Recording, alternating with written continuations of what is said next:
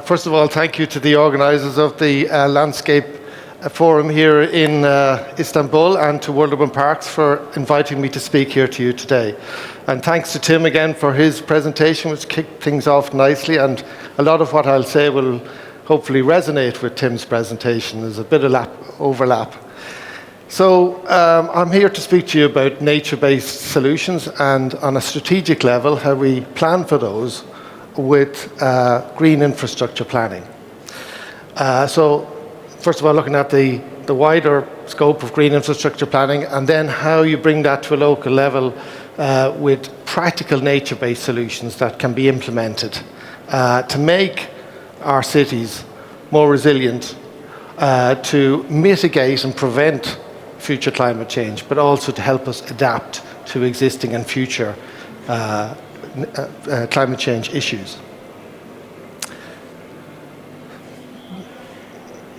So this is where I work in Fingal, which is part of Dublin in Ireland. It's the capital city of Ireland.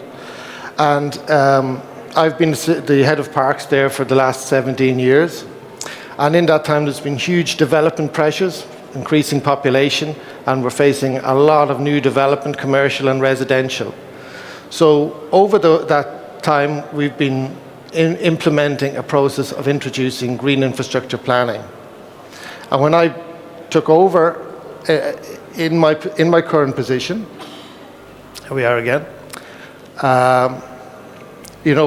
climate change wasn't as such an issue, but now we have a huge incontrovertible evidence of where we're going with climate change, and the heat in the atmosphere is driving huge issues with regular extreme storms. We see this in the media all the time. So we need a response. The two basic responses that have been outlined so far are mitigation and adaptation, where we try and reduce the level of future climate change, also adapt, change our activities so that we're more able to withstand climate change, but also that we educate people around climate change so that they change their activities as well. And what I'll be talking a little bit about that education piece towards the end of my presentation. So there's lots of evidence, even where I work, directly about changes in our local climate, and we're mapping that fairly comprehensively. We have a climate action plan for our county, for our municipality. And we're seeing a lot of extremes that wouldn't have been very typical 20 or 30 years ago, with floods and rainfall events. And then even in Ireland, fairly significant changes in our heat, in the heat we experience, in our average temperature. So we're trying to mitigate and adapt for that through green infrastructure planning. And this just tracks the frequency of weather events. We're tracking this fairly closely so that we know the specific issues that we have to address, not just theoretical, so that we have measurements around that. So we're doing this at a local level through our climate action plan, and we're projecting forward again so that we try and future-proof or prepare for future problems as they approach. And when I started work in local government, which was a very long time ago, in the 1980s, this was the holy grail. Everyone spoke about sustainability, sustainable development, that this was the goal for everybody, but there was no clear roadmap of how to get there.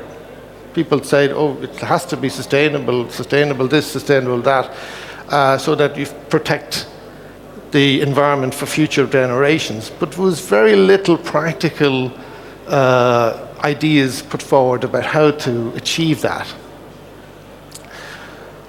So my contention to you today is that green infrastructure planning is so this network of interconnected natural areas, multifunctional green infrastructure, rivers and open space that help conserve our natural ecosystems, as well as providing for sustainable development, and nature-based solutions that are inspired and work with nature, as opposed to our default as a species has been to work sort of against nature. We need to totally turn that on its head and work with nature, use nature to our advantage, and understand nature better. So my contention to you today is that this is the way we achieve sustainable development. And in our own targets where I work, we can see that green infrastructure planning and nature-based solutions deal very specifically and directly with some of the targets, like transportation. Our green infrastructure introduces active travel, so walking and cycling routes, as well as flood resilience, and I'm going to focus a bit on that. I know other speakers will as well.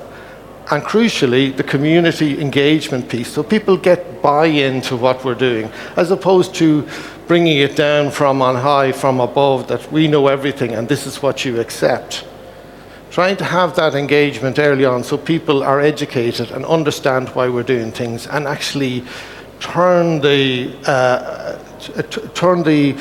sort of debate about why won't you do more of this? This is what we need.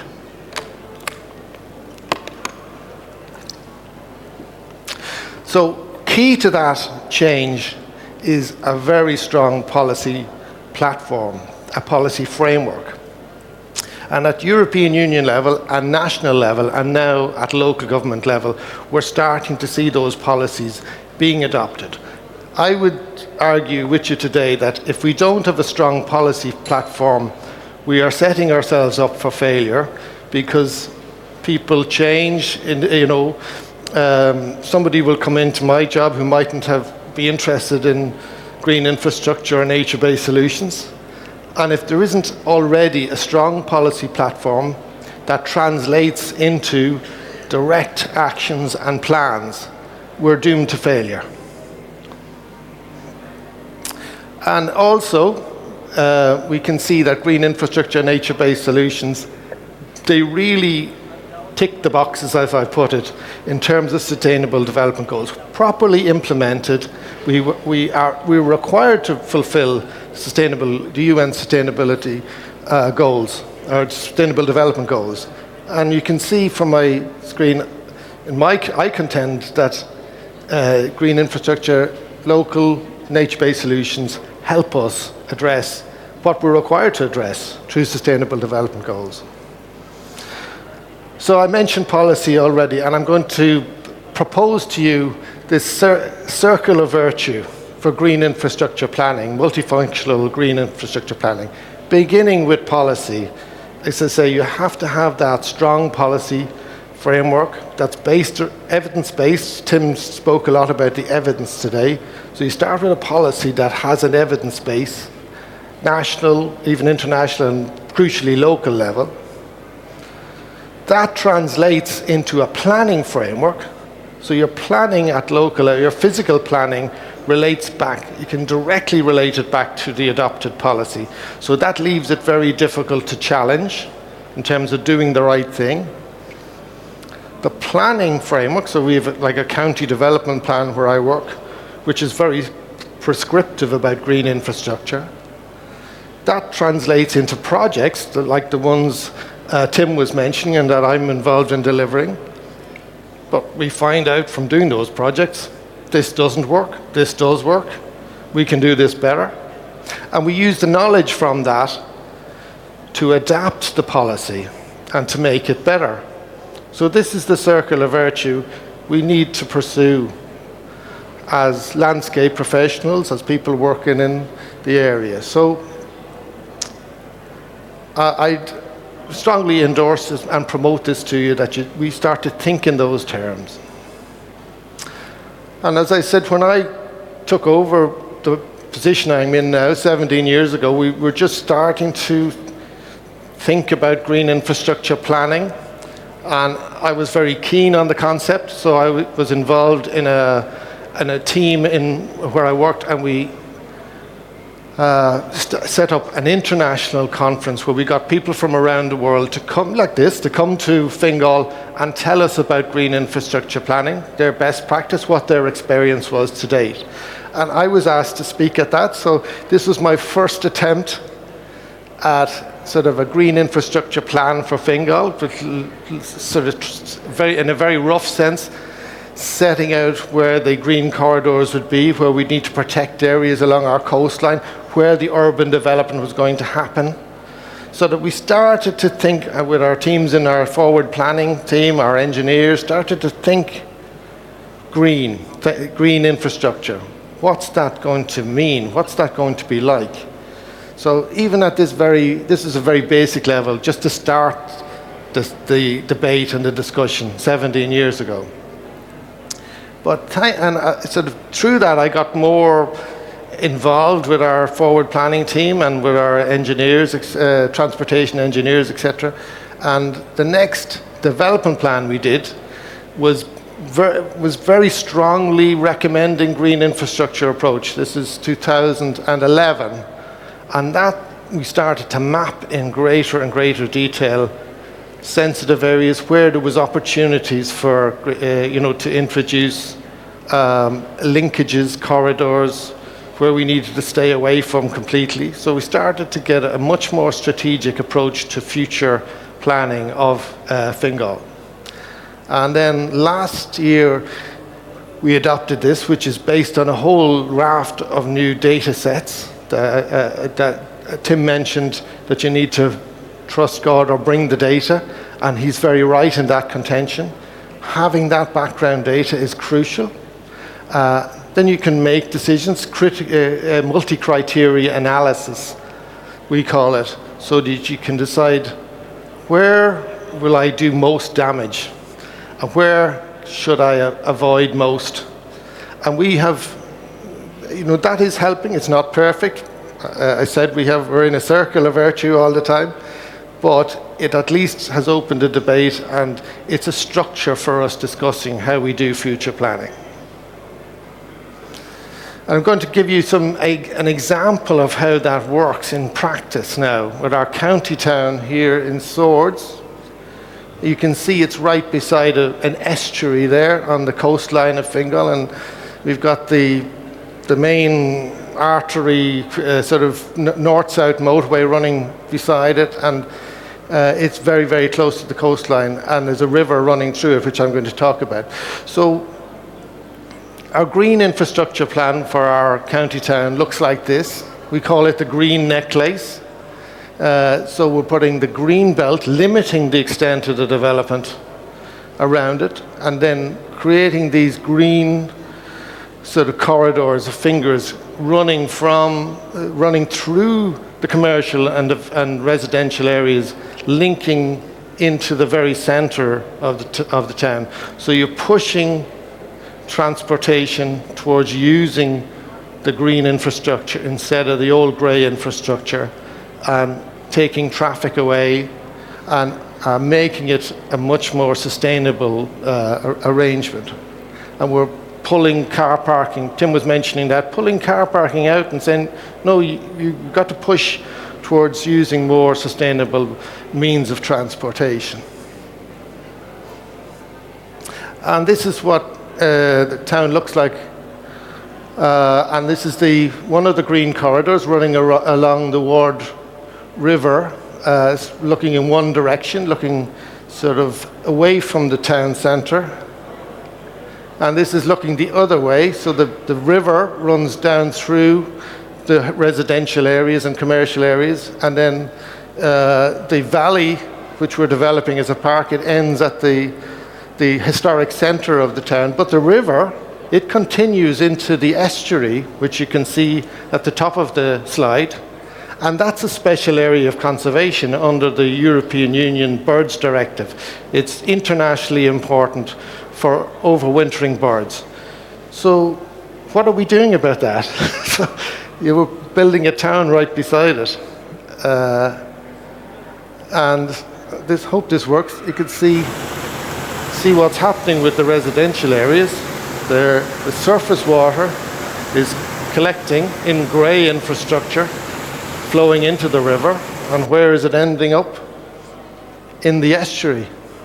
So that's the opposite of green infrastructure planning. That's grey infrastructure planning.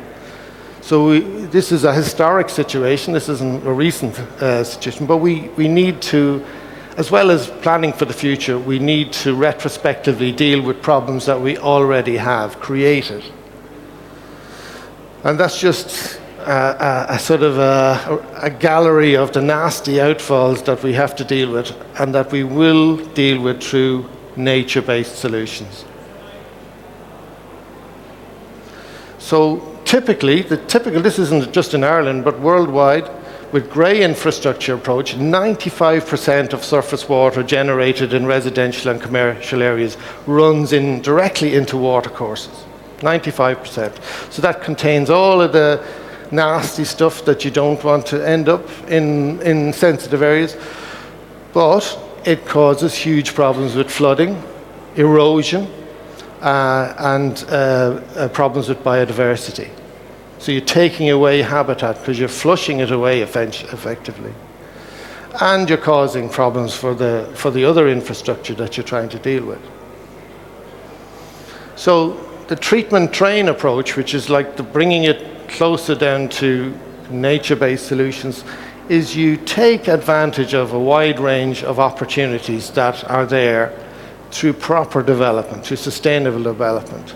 So you get the water into the ground as quickly as possible at the source, even with green roofs, that sort of thing, but also soakaways, very, very, very small features leading up to larger and larger, more strategic regional provision. But all the time trying to hold back the water so it doesn't do all the damage that it can do if left unmanaged. And here's a new development it's just nearing completion that exemplifies all of that type thing. Right throughout this development, there's very small, localized surface sustainable urban drainage features. And ultimately, they feed into a 1.5 hectare pond, attenuation pond, and that prevents the water reaching another river, which we have up here, which also goes into the sensitive estuary. And only in very extreme conditions can any of the water from the lake actually enter the river and then enter the estuary. Most of it, practically all of it, is attenuated, gets into the ground at a local level, preventing pollution, preventing erosion, preventing habitat loss in the protected estuary. So that's just as a graphic of how this can work when planned. We did our first development plan with green infrastructure principles, then we did local area plans based on those principles. This is one of the developments that has come through that process. And here's the lake, which is now forms part of a major park, so it adds amenity and biodiversity that wasn't there. So it's actually increased, so it's a win-win-win solution. Just talking about, I showed you those video nasties of all the drainage going into the river. Well, we're not forgetting about that. So we've produced this master plan for that valley we looked at first. And we're retrospectively providing constructed wetlands in that. So we're making nature-based solutions bridge the gap between what we need to deal with. Historically, it's the surface water, the housing. We're not going to take it away at this stage anyway. So we're bridging the gap with constructed wetlands along nature-based solutions principles, and that's providing another element of amenity. It's a beautiful open space, and also providing for biodiversity, while at the same time attenuating the water and improving water quality.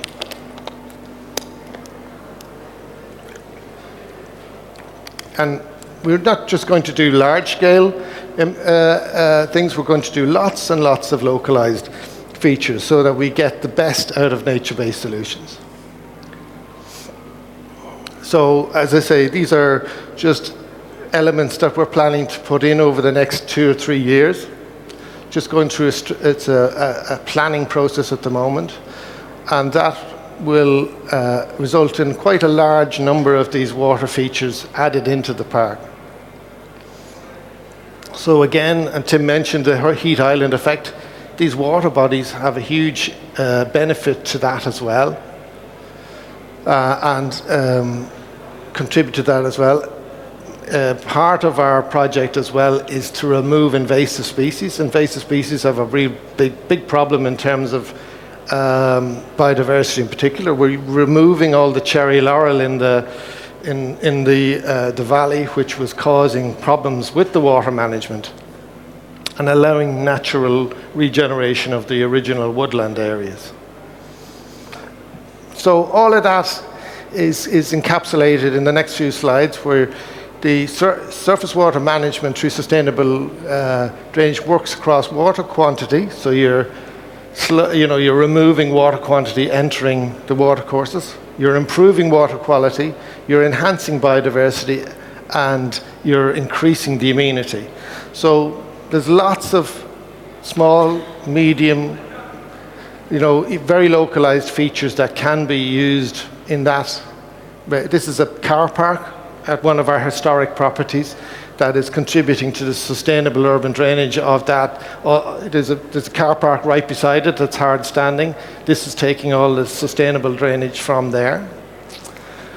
Even little things like these drop curbs, so you're getting the water into the ground level as quickly as possible, putting storage into our open spaces, permeable paving.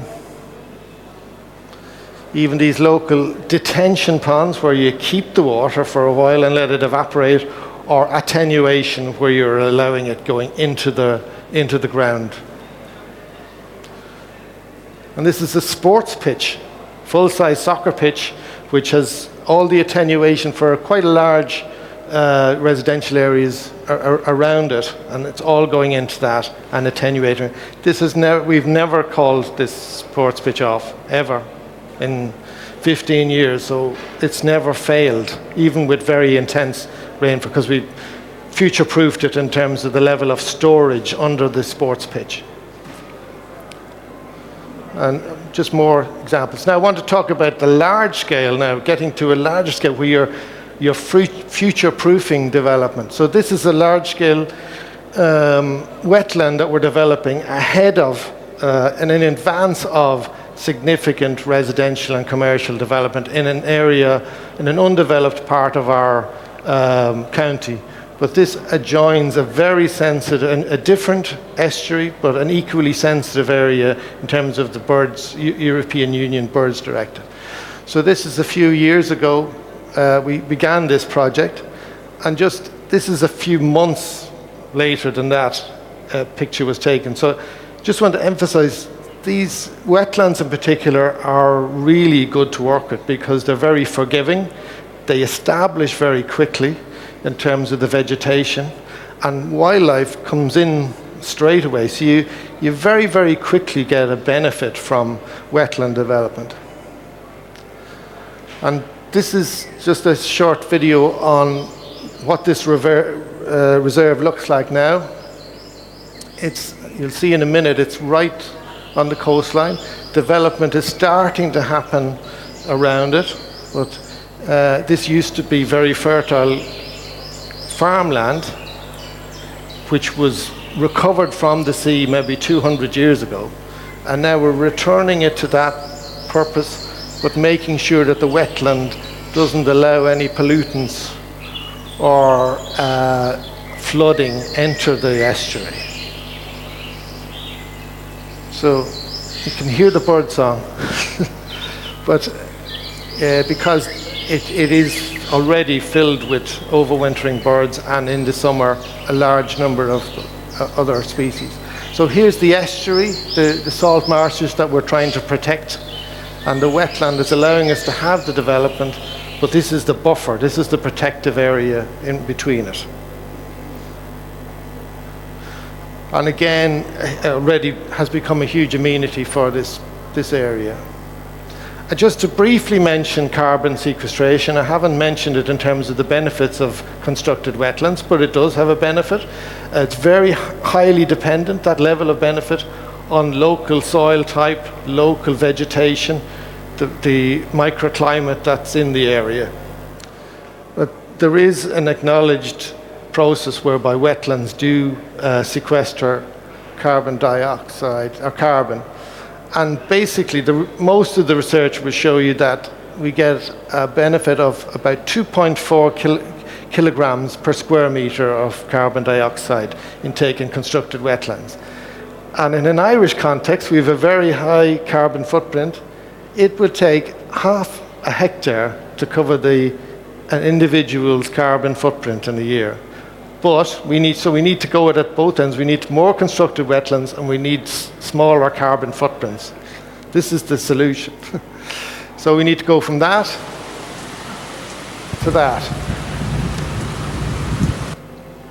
Just want to go on now to sort of nature-based solutions around vegetation management. Tim mentioned it a bit in terms of the after effects of wildfires. We have specific problems in suburban areas in Dublin.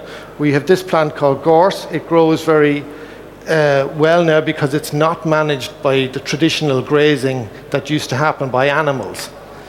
Now it gets out of control. It goes on fire in dry summers and threatens local residential areas. So we've introduced a goat grazing project. And this is also to conserve a national emblem. The goat is one of our important species, but it actually nearly went extinct. So we're working with a team to conserve the goat and actually create a huge area we have a goat herd working with us now. This is the gorse. This is surrounded by residential areas. You can see the yellow gorse. It gets out of hand, goes on fire, and we have to call the Air Corps to come in and stop the fires. So the goat grazing project is very innovative. We hire a goat herd, and she controls the goats, not with fences, she controls them with our mobile phone. So they all have collars like this, the digital collars. In the morning, she draws a map on her mobile phone, and that's where the goats graze for the day. So they graze all of the vegetation that the fire breaks and the gorse itself to prevent it getting too extensive and causing fires. So I'm just conscious of time, I'll push on. But this has been, again, we've done a lot with the local community about this. They absolutely love the goats. We'd be killed if we tried to remove the goats at this stage. So it's a win-win-win situation again.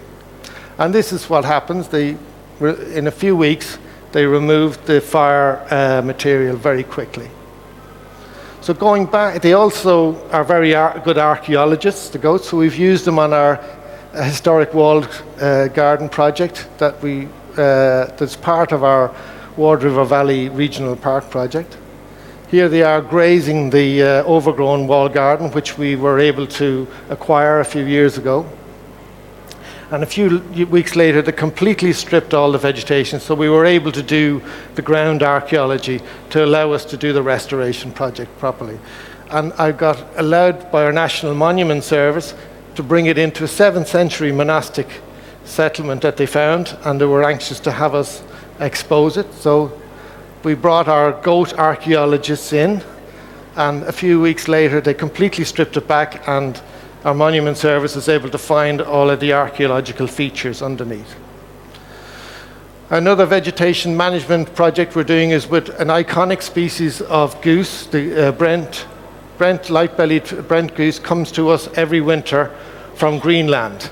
And it loves the suburban open spaces that we have because it eats grass as well as coastal plants. So we've mapped its feeding areas in relation to our open spaces, and now we're modifying our maintenance to prioritize the habitat for the Brent geese. So again, you bring the data and it allows you to plan properly. So we're conserving all these areas, and we've had very good response from the public, because the geese love to eat the grass on sports pitches as well. So we're managing that conflict, but it means we have evidence base to our planning around this species, and actually we can increase the habitat area as well. As well as that, part of the solution we're doing is using old breeds of animals to graze the areas where the geese come in the winter. We had been doing wildflower meadows in those areas, but we're now introducing animals to graze during the summer, which again increases the biodiversity, increases the range of invertebrates and insects and birds actually using these areas. And the public response is very positive when they see these animals, and they're not afraid of dogs. The dogs are afraid of them. So for 40 years, we've been extending the amount of wildflower meadows in our parks, and now they've become part of a tourist attraction themselves. So people come to our parks now to see the wildflower meadows when they're in full bloom. So just a few brief messages then to take away in terms of water-sensitive nature-based solutions. And we need to, I suppose, retrofit wetlands to improve water quality. We need to plan for constructed wetlands at large strategic level, as I was shown with the wetland there. And they do offer a huge element of the nature-based solutions, and I think other speakers will probably reinforce that. And just in terms of lots of opportunity around grazing and grassland management with animals. And we found, as I say, the public response has been overwhelmingly positive. Getting the message to the public, as was mentioned by Tim, is really important. One of the ways we do that is every year we create a show garden at the National Show exhibition. It's a bit like this, except with outdoor areas as well. So this year we developed a garden called Coming Home to Nature in Fingal to show people how they could do nature-based solutions in their own gardens or in their own communities. Practical things that they could do to enhance biodiversity and water management.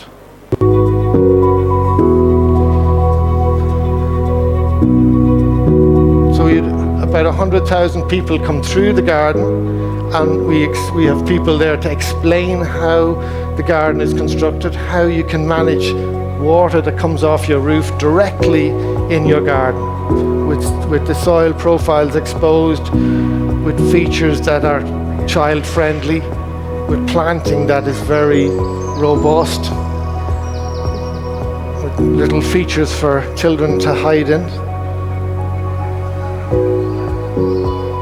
And this has brought us a lot of credibility and kudos with our community, because they're able to see, if you can see it, you can be it. So if you can see how to do stuff, because they were all coming up to me saying, where do I get that stuff and how do I do this? And it's just another way of making it real for people. This is all recycled stuff for you. So I'll finish with a quote from Plato from nearly 2,500 years ago. He wrote that the greatest and fairest things are the work of nature. And I think he predicted the need for nature-based solutions, which happily I think is becoming a reality for us. And thank you for your attention today. And hopefully you consider joining us in World Urban Parks. And it's great to speak to you here today. Thanks.